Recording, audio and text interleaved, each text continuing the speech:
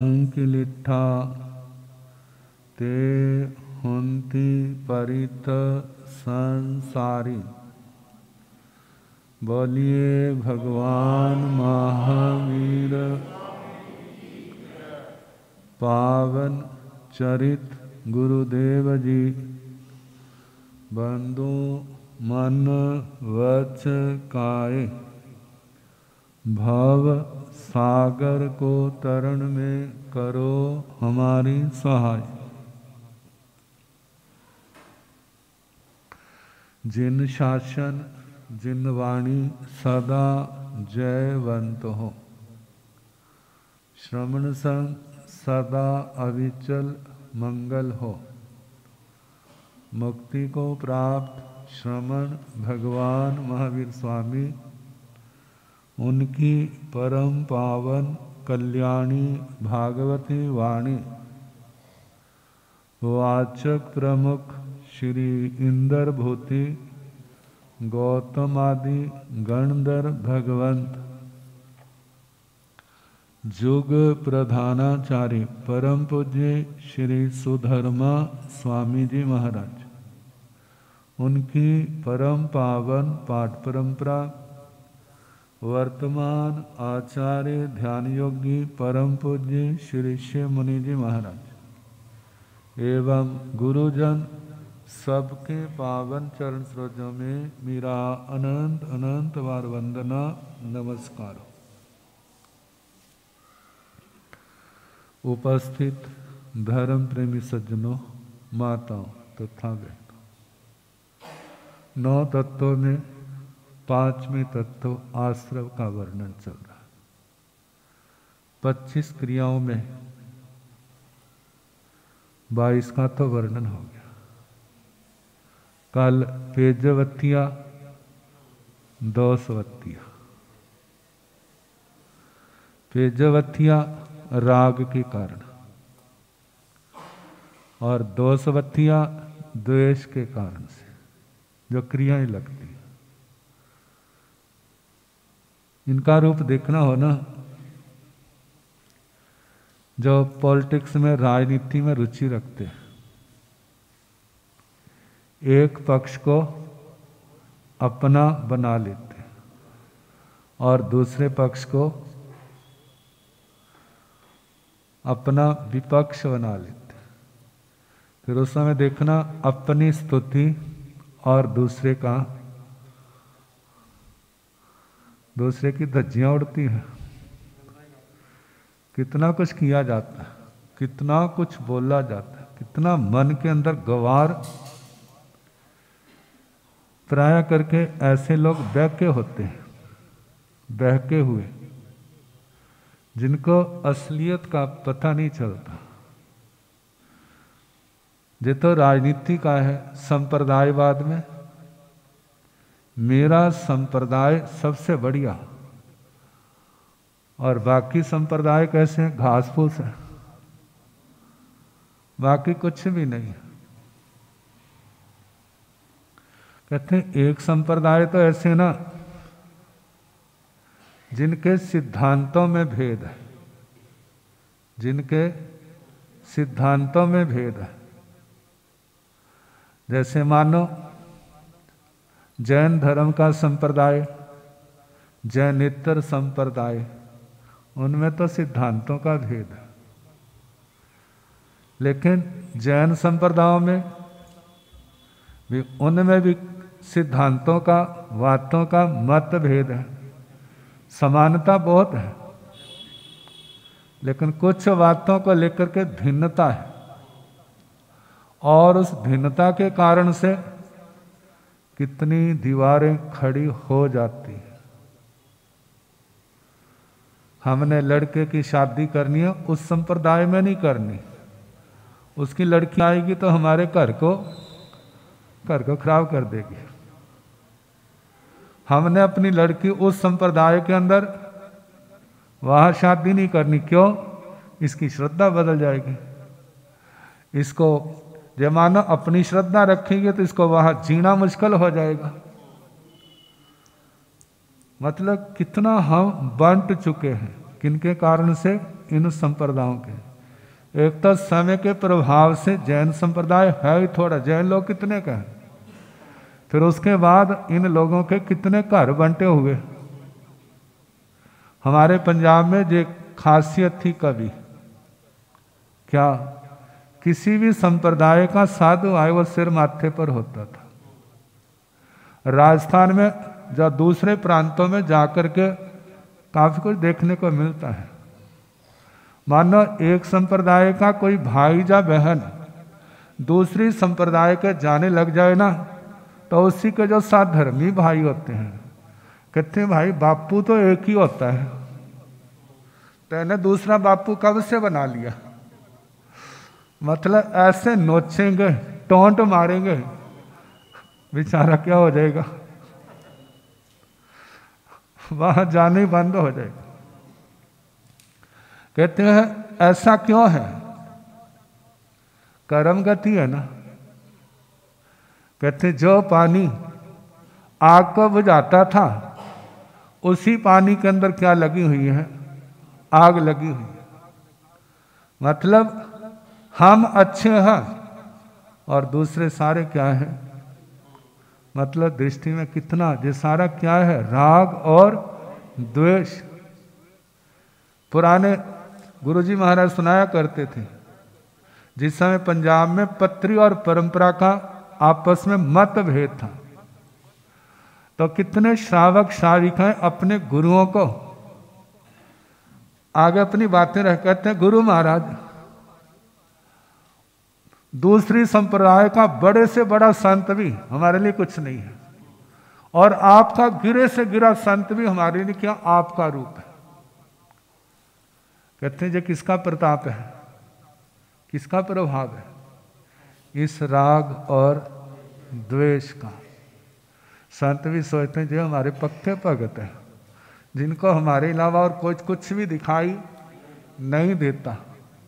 मतलब ये दीवारें कितनी देखने को तो हम करते हैं, हम बड़ा धर्म ध्यान कर रहे हैं।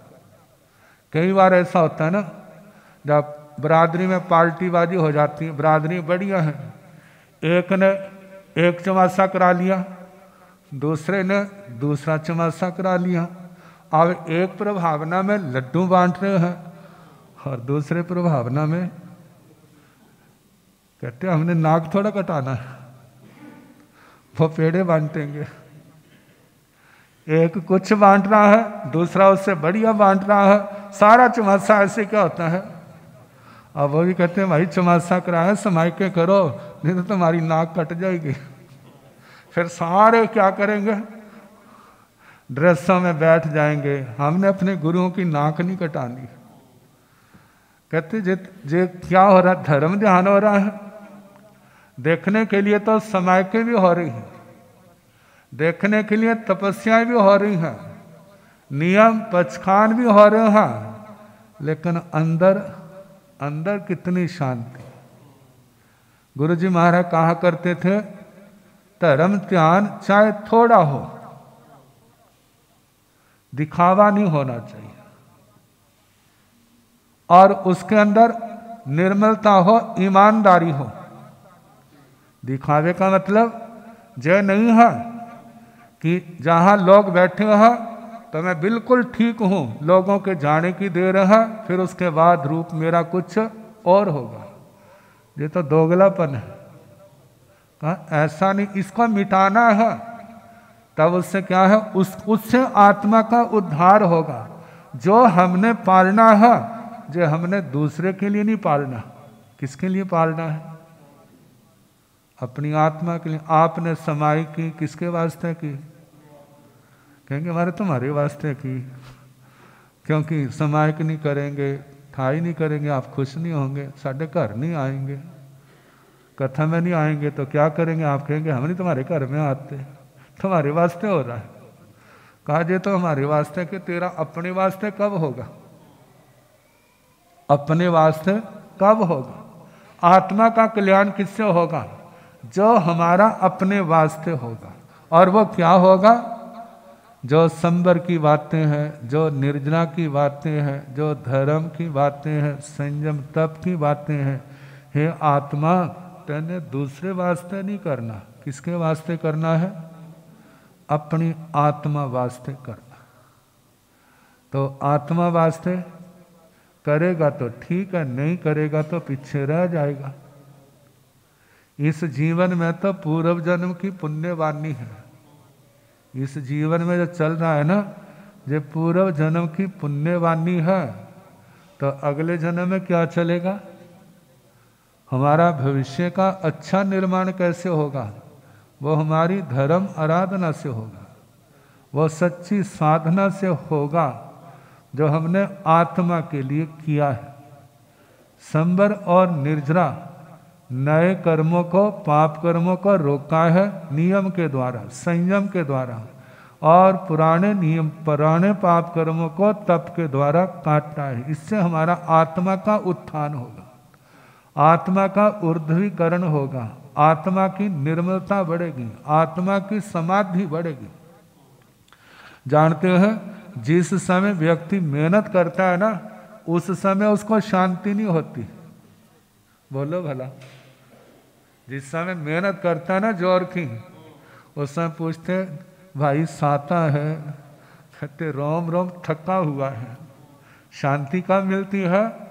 जब मेहनत की है और मेहनत का परिणाम सामने आया है और घर में आराम से बैठा है, कोई दिमाग के ऊपर उसको परेशानी नहीं है। क्यों परेशानी नहीं है? क्योंकि उसने मेहनत से समय सार्थक किया, धन कमा लिया। घर में धन है तो कितनी समस्याएं का समाधान हो जाता है, और जिस समय घर में धन खत्म हो जाएगा, समस्या देखना कितनी बढ़ती है। सबके चेहरे उतर जाएंगे, चारों ओर निराशा छा जाएगी। किसके कारण से? एक बार की बात है, एक भाई आता था मेरे पास, बड़ी पुरानी बात, कहते महाराज मेरा नेम करा दो। कहते किस बात का? सट्टा नहीं खेलना। बेचारे को नुकसान हो गया था, करा दिया नियम। लेकिन जो आदत, जब किसी को ताश की आदत होती, सबकी अपनी अपनी पैदा कर लेते हैं ना। किसी को चाय की आदत है, किसी को नशे की आदत है, तो ये भी एक व्यसन है। फिर क्या हो गया? खुलबली मचने लगी, फिर चला गया और फिर उसने नंबर लगा दिया, भाग जोग से नंबर निकल आया। और वो सोचता मैंने तो नियम लिया था, टूट गया। अब फिर आया, कहने लगा मारे मेरे से गलती होगी, चेहरा खिला हुआ था, मेरे से गलती होगी। कहते क्या हुआ? कहते नियम टूट गया, जो मेरे को दंड देना दे दो। मैंने कहा तेरे को दंड चाहिए, अब न लगाना, तेरे को दंड यही है, अब न खेलना, अब न जाना। कहते अच्छा महाराज, कर लिया नियम। लेकिन जो आदत, फिर पहुंच गया, फिर लगा दिया। और ये सोचता अब की बार भी निकलेगा, गुरु महाराज का शरणा तो लिया हुआ, लेकिन अब की बार बिल्कुल साफ हो गया। जब फिर दर्शनों को आया तो चेहरा बुझा हुआ, तो अनुमान तो हो जाता फिर वही काम हो गया। कहते हमारे गलती हो गई। मैं तेरी गलतियां ऐसे चलती रहेंगी। जब तक ये आत्म संयम नहीं होगा, तब तक अपना कल्याण नहीं होगा। भगवान ने कितना बढ़िया सूत्र कहा, अप्पा चेव दम्मे अब्बो अप्पा हु खलु दूधम्मो अप्पा दंतो सोई होई असिंग लोय परत है। आत्मा का दमन करो, इंद्रियों का, मन का दमन करो, इनको रोको। कहाँ से? पाप से रोकना। कहाँ से रोकना? पाप से रोकना और धर्म में लगाना। जो जो भगवान की, गुरुओं की आज्ञा है, आगम की आज्ञा है, उसके अनुसार अपना जीवन बनाए। लेकिन ये करना आसान नहीं है। अप्पाहु खलु दूधम्मो, आत्मा का दमन ये बड़ा मुश्किल है। लेकिन अप्पा दंतो सुही होई असिंग लोय परथय, जो आत्मा का दमन करता है वो इस लोक में भी सुखी होता है, उसका परलोक भी सुखी हो जाता है। जिसने अपने एक जीवन को सुधारा तो उसके अगले 2 जन्म सुधर जाते हैं, अगला जन्म भी उससे अगला भी। जिसके जो 3 जन्म सुधर गए समझो उसका सब कुछ सुधर गया। लेकिन एक कोई सुधारना क्या होता है ना। कितने लोग कहते हैं हमारा इस जन्म में तो साधु नहीं बन सका, अगले जन्म में पक्का बनूंगा। अगले जन्म में तो देखो आप में से कितने लोगों की योजनाएं होगी, इस जन्म में तो साधु नहीं बन गए, अगले जन्म में तो पक्का। लेकिन ये विराग कब आता है? ये विराग तब आता है जिसमें घर वाली ने घर वाले को अच्छी तरह डांटा हो, जहां घर वाले ने घर वाली की अच्छी तरह परेड की हो। और उस समय कितना विराग चढ़ता है। पहले तो माँ को सुनाएगी, बाप को सुनाएगी, तुमने क्या देखा, मेरे को तो कुछ पता नहीं था, तुमने जहां भेज दिया वहां चली गई, मेरी दुर्गति रोज हो रही। फिर उस पहले माँ बाप को कोसेगी, फिर घर वाले को कोसेगी, फिर उस घर को कोसेगी। कितना रौद्र ध्यान उस समय। कहते अच्छा होता गुरनियों ने सिर पर हाथ फेरा तो था, लेकिन मैंने नहीं फिरवाया। कितना अच्छा होता, मैं क्या बन जाती, साध्वी बन जाती। लेकिन ये समझ कब आती है वाला, जब अपने हाथ में कुछ भी नहीं रहता। कहते जीवन में कब समझ आती है। एक कई लोग ऐसे होते हैं उनको बचपन में आ जाती, किसी को जवानी में आ जाती हैं, किसी को प्रौढ़ अवस्था में आती हैं, किसी को बुढ़ापे में आती हैं, किसी को अंतिम समय आती हैं। चल रहा हूँ भाई, क्या कमाया, क्या कमाया, क्या लेकर जा रहा है, सारे का सारा यहीं पर रह जाएगा। तेरे साथ कौन जाएगा? यदि धर्म ध्यान किया है, संयम तप किया है, जहाँ पुण्य कार्य किया है, वो तेरे साथी होंगे, बाकी कुछ भी तेरे साथ जाने वाला नहीं है। और जिसने तो किया है वो तो आश्वस्त होगा, और जिसने नहीं किया वो निराश होगा। जैसे जुए में जिसने सब कुछ हार दिया है उस जुआरी की तरह, सट्टे में सब कुछ गवा दिया है उसकी तरह। तो ये सारी बातें किसकी हैं? राग और द्वेष की। भगवान कहते धर्म को समझो और उसको अपनाने का प्रयास करो। वो धर्म आपको कहीं से भी प्राप्त हो सकता है। धर्म आराधना करो। अब इसके आगे पाओगिया प्रायोगिकी 3 योग है, मन वचन काया। मन वचन काया को धर्म में लगाते हैं तो तब तो लाभ है, और इनको पाप में लगाते हैं तो फिर नुकसान है।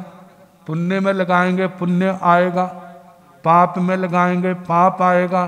धर्म करेंगे तो संबर निर्जरा होगी। तो ज्यादा करके किस में लगते हैं जे? पाप में। पुण्य का मौका तो कभी कभी आता है, पाप में ज्यादा करके, और धर्म का और भी कम होता है।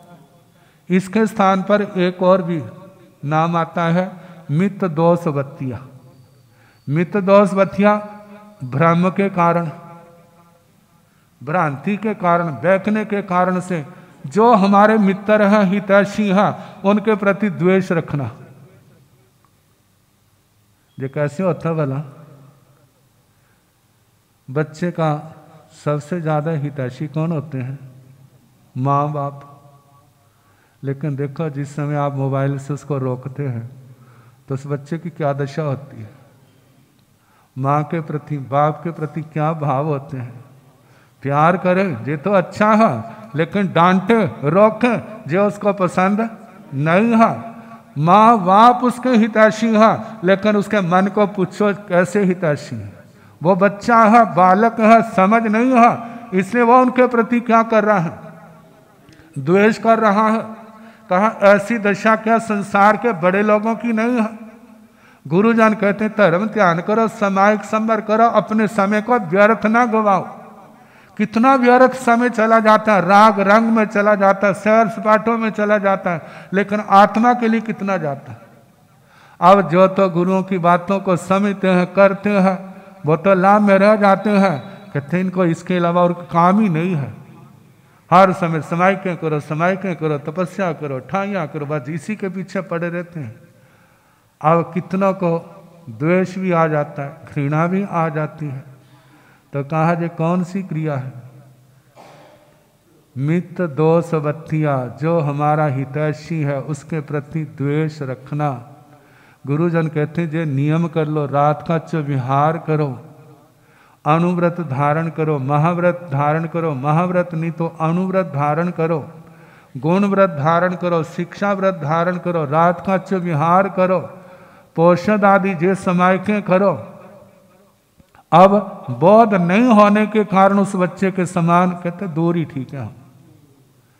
और गुरुजन कहते हैं भाई त्याग कर, कहते हमारे कराओ। क्या किया? आज के बाद तुम्हारे पास नहीं आऊंगा। कौन सा त्याग किया? तुम्हारे पास नहीं आऊंगा। लेकिन ये त्याग कैसा है? ये त्याग कैसा है? ये त्याग आत्मा के उत्थान का नहीं है, आत्मा को नीचे गिराने वाला है। तो मित्र द्वेष बत्तिया, अपने हितैषियों के प्रति द्वेष बुद्धि रखना, उनके प्रति नफरत करना। अब इसके आगे सामुदानियां। सामुदानियां है जब कोई एक काम सारे इकट्ठे होके करते हैं। जब कोई एक काम सारे इकट्ठे होके करते हैं, मन से भी करते हैं, वचन से भी करते हैं और काया से भी करते हैं। जब इकट्ठों ने किया है तो जब उसका परिणाम भोगना पड़ेगा, चाहे वो मरने के बाद कहाँ कहाँ जाके जन्मे है, लेकिन उस समय सारे क्या हो जाएंगे? इकट्ठे हो जाएंगे।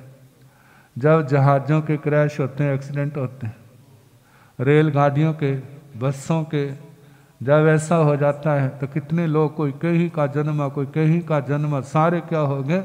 ये क्रियाएं क्या होते हैं? सामुदानिक। जिस समय महाभारत युद्ध हुआ था, कितने देशों की सेना वहां पर इकट्ठी हुई थी।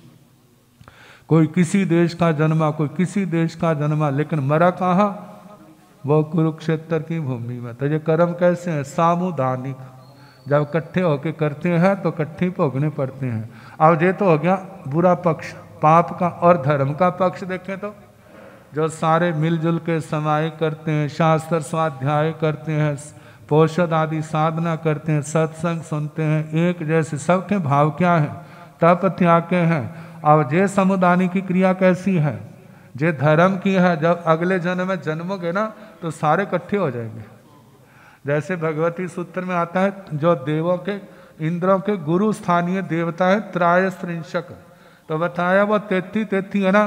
तो पहले तो जैसे भवनपतियों के 33 हैं, एक क्षेत्र में 33 श्रावक थे, सबका जीवन अच्छा था, लेकिन बाद में प्रमाद आ गया, सबके प्रमाद आ गया तो क्या बन गए? विराधक श्रेणी के देवता। लेकिन इकट्ठे पुण्य बहुत किया था, साधना बहुत की थी, तपस्या भी बहुत की थी, नियम व्रत भी बहुत पाले थे, लेकिन एक जैसे दोषों का सेवन करने के कारण आगे भी क्या हुए? इकट्ठे। जिनका संयम निर्दोष रहा, श्रावक वृत्ति निर्दोष रही, अंतिम समय निंदना आलोचना करके प्रायश्चित कर लिया, जब आगे जन्मे तो वो 33 के 33 क्या हो गए? फिर इकट्ठे हो गए। मतलब पाप क्रिया करोगे तो पाप का फल भोगने के लिए भी इकट्ठे हो जाएंगे, और धर्म करोगे तो इसका परिणाम भोगने के लिए भी सारे क्या हो जाएंगे? इकट्ठे हो जाएंगे। जैसे आजकल तो बहुत कम होता, कभी कभी होता है। पुराने जमाने में इकट्ठे कोई कहीं का जन्मा, कोई कहीं का जन्मा, लेकिन एक गुरु के पास आकर के कैसे वो इकट्ठे दीक्षा लेते और बड़े प्यार से संयम पालते, सारा जीवन ऐसे चला जाता। लेकिन जिनकी आपस में दीक्षा तो ले लेते, लेकिन पूर्व जन्म के संस्कार अच्छे नहीं थे, फिर जहाँ भी क्या करते हैं? लड़ते रहेंगे। जैसे पूर्व जन्म में लड़ते थे, इस जन्म में भी क्या होगा? बस पक्ष विपक्ष में जन्मेंगे और लड़ेंगे, मरेंगे और दुर्गति में जाएंगे। लेकिन भगवान कहते हैं दुर्गति से बचना है तो क्या करो? पाप के क्षेत्र को छोड़ो, धर्म के क्षेत्र में आओ। तो सामुदानी की क्रिया, जब कोई पुण्य पाप इकट्ठे होकर करते हैं तो उनका फल भी इकट्ठों को ही मिलता है। अब इसके आगे ईरिया पथी की, ईरिया भैया 25वीं क्रिया। 25वीं यह क्रिया जब आत्मा कषायों से मुक्त हो जाता है, जब आत्मा कषायों से मुक्त हो जाता, मौनी कर्म जातो बिल्कुल शांत बैठा हुआ, जा क्षय हो गया, उस समय मन वचन काया से जो क्रिया की जाती है वो इरियापथी की होती है। इसका परिणाम पहले समय में कर्म बनता है, दूसरे में भोगा जाता है, तीसरे समय में आत्मा से अलग हो जाता है। इनकी ऐसी है जैसे आपके हाथ में रेता है, आपने क्या किया, दीवार पर फेंका, हुआ टकरा के क्या हो गया, नीचे गिर गया। जैसे मानो आपके पास मोटे रूप में मानो छोटे छोटे पत्थर हैं, आपके हाथ में जैसे दीवार पर डालते हैं, दीवार से स्पर्श हुआ और उसी समय क्या हो गए। ऐसे ही आत्मा राग द्वेष से मुक्त होने के कारण से कर्म आते हैं योगों के कारण से, लेकिन स्पर्श मात्र से पहले में बंधा, वो भी साता वेदनी के रूप में, और दूसरे में समय में भोग लिया, और तीसरे समय में वो निष्प्रभावी होगी, निर्जरा होगी। तो कहा जब 11वें 12वें 13वें गुण स्थान में इरियापथी की क्रिया लगती है। एक आप लोग हम लोग इरियापथी की का ध्यान करते हैं इच्छा कारण पढ़ करके, वो इरियापथी की क्रिया और है, वो जो है कि आने जाने में, चलने फिरने में जो हमारे को क्रिया लगी उसका प्रतिक्रमण है। लेकिन जहां पर जो 11वें 12वें 13वें गुण स्थान में है उसका स्वरूप क्या है, और वो आत्मा की क्षय मुक्त अवस्था है। तो जो 25 क्रियाओं का वर्णन हुआ, 17 प्रकार का असंयम मिला करके आश्रव के भेद हो गए 42। जे 42 आश्रव के भेद जिनके माध्यम से कर्म आत्मा के अंदर आते हैं। अब इसके आगे आएगा संबर। संबर आश्रव जान लिए, अब दरवाजे हैं खुले हैं तो अंदर वाला बाहर चला जाएगा, बाहर वाला अंदर, बंद है तो अंदर वाला अंदर और बाहर वाला बाहर। आश्रव और संबर का मतलब क्या है, कर्म का आना और कर्म का नहीं आना। मतलब बाहर से जो अशुभ है उनको रोकना। कैसे रोकना, दरवाजे बंद करने पड़ेंगे। कूड़ा आता है तो दरवाजे खिड़कियां रोशनदान बंद होंगे तो फिर नहीं आएगा। मानो फिर भी झरोखों से आ जाता है तो उसको साफ करना आसान है। वो थोड़ी सी मेहनत से क्या हो जाएगा, एक बार झाड़ू लगाएंगे घर साफ हो जाओ, दरवाजे खिड़कियां खुले हैं, रोशनदान खुले हैं, आंधी चलती है तो कितना गर्दोगवार अंदर आ जाएगा। तो कहा जैसे उसको रोकने के लिए खिड़कियां दरवाजे रोशनदान बंद करते हैं, ऐसे आत्मा के अंदर आने वाले कर्मों को रोकना। वो रोकने का नाम क्या है, संबर। 25 बॉल में इसके 20 भेद हैं। 9 तत्व में 57 भेद आते हैं, जिसमें 8 प्रवचन माताएं आती हैं, 22 परिसहों को सेना, 10 यति धर्म है, 12 भावनाएं हैं, 5 प्रकार का चरित्र है। अब कल से जो शुरू होगा, जितना होगा सुनाने का प्रयास किया जाएगा।